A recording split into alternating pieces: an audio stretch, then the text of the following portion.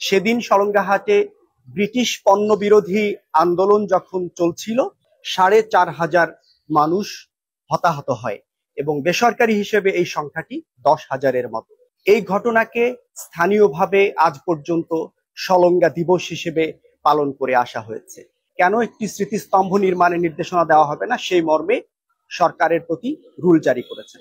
১৯২২ সালের ২৭শে জানুয়ারি সিরাজগঞ্জের সলঙ্গা হাটে একটি নৃশংসতম হৃদয় বিদারক গণহত্যা সংঘটিত হয়।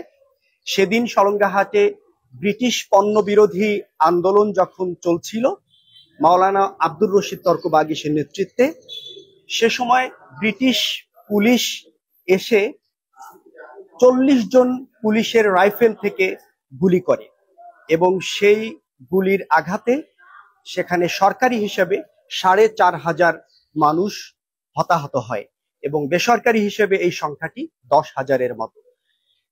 এবং তখনই এই নিহতদেরকে নিয়ে বাংলাদেশের প্রথম গণকবর রচিত হয় সিরাজগঞ্জের রহমতগঞ্জে।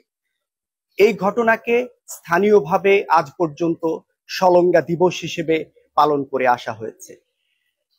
আমরা সুপ্রিম কোর্টের এবং সিরাজগঞ্জে বাড়ি যাদের এরকম ১১ জন লয়ার একটি রিট পিটিশন দায়ের করেছিলাম। সেই রিট পিটিশনের প্রাথমিক শুনানি নিয়ে আজ মাননীয় হাইকোর্ট ডিভিশন একটি রুল জারি করেছেন এবং নির্দেশনা দিয়েছেন।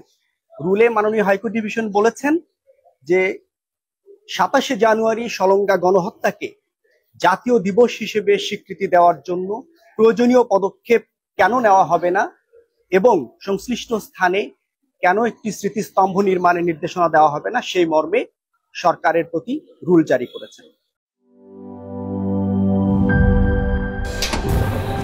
ফাংশনালিটি ও নান্দনিকতার পারফেক্ট কম্বিনেশন, সায়েন্টিফিক নজল ও ব্রাস বার্নার ক্যাপ ৫০,০০০ বার, অটো ইগনিশন ২৫% পর্যন্ত গ্যাস সাশ্রয়ী, RFL গ্যাস স্টোভ নিরাপদ ও গ্যাস সাশ্রয়ী।